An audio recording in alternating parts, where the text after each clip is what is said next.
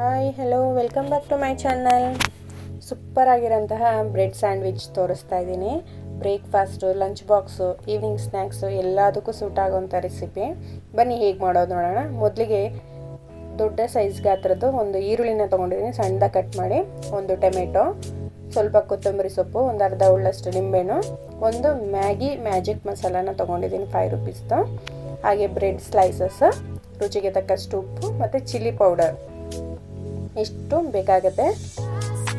ಈಗ ಇದೆಲ್ಲವನ್ನು ಮಿಕ್ಸ್ ಮಾಡಿ ಇಟ್ಕೊಳ್ಬೇಕು.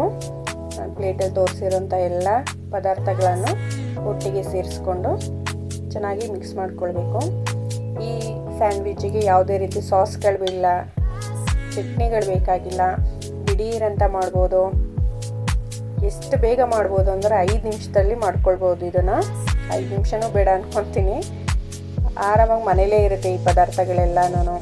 ಈರುಳ್ಳಿ ಇದ್ದೇ ಇರುತ್ತೆ, ಟೊಮೆಟೊ ಇದ್ದೇ ಇರುತ್ತೆ, ಚಿಲ್ಲಿ ಪೌಡರ್, ಕೊತ್ತಂಬರಿ, ನಿಂಬೆಹಣ್ಣು ಇದ್ದೇ ಇರುತ್ತೆ. ಬ್ರೆಡ್ ಒಂದು ತೊಗೊಳ್ಬೇಕಷ್ಟೆ.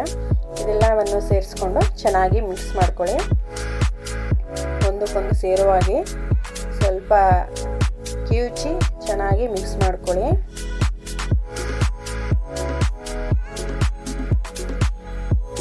ಅದರ ಟೊಮೆಟೊ ರಸ ಎಲ್ಲ ಚೆನ್ನಾಗಿ ಬಿಟ್ಕೊಳ್ಳೋ ಹಂಗೆ ಚೆನ್ನಾಗಿ ಮಿಕ್ಸ್ ಮಾಡಿ ಇಟ್ಕೊಳ್ಳಿ. ಸೈಡಿಗೆ ಇಟ್ಕೊಂಡು ಈಗ ಬ್ರೆಡ್ ಸ್ಲೈಸಸ್ಗಳನ್ನ ತೊಗೊಳ್ಬೇಕು. ಒಂದೊಂದೇ ತೊಗೊಂಡು ಮಾಡಿಟ್ಟಿರೋಂಥ ಫಿಲ್ಲಿಂಗ್ಸ್ನ ಅದರೊಳಗಡೆ ಹಾಕ್ಕೊಳ್ಬೇಕು. ಚೆನ್ನಾಗಿ ಸ್ಪ್ರೆಡ್ ಆಗೋವಾಗ ಚೆನ್ನಾಗಿ ಮಾಡ್ಕೊಳ್ಳಿ. ಫಿಲ್ಲಿಂಗ್ ಎಷ್ಟು ಬೇಕು, ಜಾಸ್ತಿ ಬೇಕಂದರೆ ಜಾಸ್ತಿನಾದರೂ ಹಾಕ್ಕೊಳ್ಬೋದು, ಕಮ್ಮಿ ಬೇಕಂದರೆ ಕಮ್ಮಿನಾದರೂ ಮಾಡ್ಕೊಳ್ಬೋದು. ಇಲ್ಲಿ ನಾನು 3 ಜನಕ್ಕಾಗ ಹಂಗೆ ಮಾಡ್ಕೊಳ್ತಾ ಇದ್ದೀನಿ. ಅಷ್ಟು ಕ್ವಾಂಟಿಟಿ ತೊಗೊಂಡಿದ್ದೀನಿ. ಚೆನ್ನಾಗಿ ಸ್ಪ್ರೆಡ್ ಮಾಡಿಕೊಂಡು, ಮಕ್ಳಿಗೆ ಮಾಡೋದಾದರೆ ಸ್ವಲ್ಪ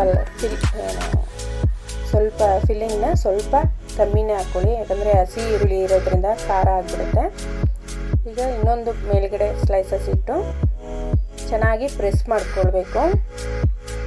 ಇಲ್ಲಾಂದರೆ ಫ್ರೈ ಮಾಡುವಾಗ ಮೇಲ್ಗಡೆ ಬ್ರೆಡ್ ಸ್ಲೈಸಸ್ ಎದ್ದು ಬಿಡುತ್ತೆ. ಆ ರೀತಿ ಪ್ರೆಸ್ ಮಾಡೋದ್ರಿಂದ ಚೆನ್ನಾಗಿ ಫ್ರೈ ಮಾಡ್ಕೊಳ್ಬೋದು. ಹೀಗೆ ಎಲ್ಲನೂ ರೆಡಿ ಮಾಡಿ ಇಟ್ಕೊಳ್ತಾ ಇದ್ದೀನಿ ನಾನು. ಎಲ್ಲದಕ್ಕೂ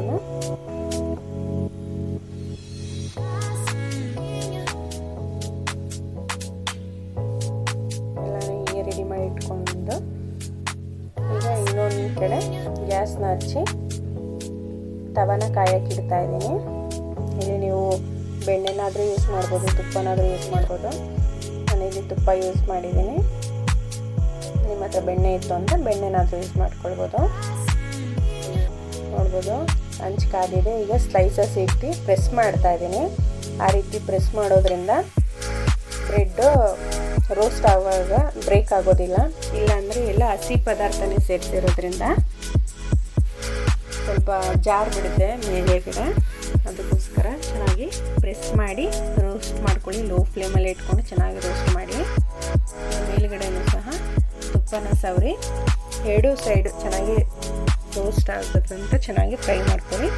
ಸ್ವಲ್ಪ ಗೋಲ್ಡನ್ ಬ್ರೌನ್ ಬರೋವರೆಗೂ ಚೆನ್ನಾಗಿ ರೋಸ್ಟ್ ಮಾಡಿದ್ರೆ ಕ್ರಿಸ್ಪಿಯಾಗಿ ಚೆನ್ನಾಗಿರುತ್ತೆ. ಎಲ್ಲ ಹಸಿ ಹೀಗೆ ಇರುತ್ತೆ ಅಂತ ಅಂದ್ಕೊಂಡ್ಬೇಡಿ. ಈ ರೀತಿ ಟ್ರೈ ಮಾಡಿ ನೋಡಿ, ತುಂಬಾ ಇಷ್ಟಪಡ್ತೀರಾ ಎಲ್ಲರೂ. ಆರೋಗ್ಯಕ್ಕೂ ತುಂಬಾ ಒಳ್ಳೆಯದು. ಯಾವುದೇ ರೀತಿ ಸಾಸ್ಗಳಿಲ್ಲದೆ ಯೂಸ್ ಮಾಡಿರಲಿಲ್ಲ. ಇಲ್ಲಿ ನಾನು ನೋಡಿ ಎಷ್ಟು ಕ್ರಿಸ್ಪಿಯಾಗಿ ಬಂದಿದೆ ಅಂದರೆ ಸೂಪರಾಗಿರುತ್ತೆ. ಒಂದೇ ಸಲ ಕಟ್ಟಾಗುತ್ತೆ, ಚೆನ್ನಾಗಿದೆ. ಇದು ನೀವು ನಾರ್ಮಲ್ ವೀಟ್ ಬ್ರೆಡ್ ಆದರೂ ತೊಗೋಬೋದು, ಮಿಲ್ಕ್ ಬ್ರೆಡ್ ಅಥವಾ ವೀಟ್ ಬ್ರೆಡ್ಡು ಯಾವುದಾದ್ರಲ್ಲೂ ಬೇಕಾದ್ರೂ ಮಾಡ್ಕೊಳ್ಬೋದು. ಟೇಸ್ಟ್ ಅಂತೂ ಸೂಪರಾಗಿರುತ್ತೆ. ಮಕ್ಕಳಿಗೆಲ್ಲ ಇಷ್ಟ ಆಗುತ್ತೆ, ಮಕ್ಕಳಿಗೇನು ದೊಡ್ಡವರು ಇಷ್ಟ ಆಗುತ್ತೆ. ಟ್ರೈ ಮಾಡಿ ನೋಡಿ.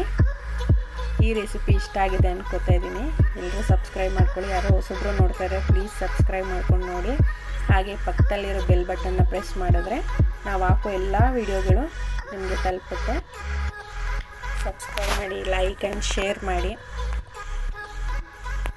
ಟೇಸ್ಟ್ ಮಾಡಿ ನೋಡಿ, ಫೀಡ್ಬ್ಯಾಕ್ ಹೇಳಿ. Thank you for watching.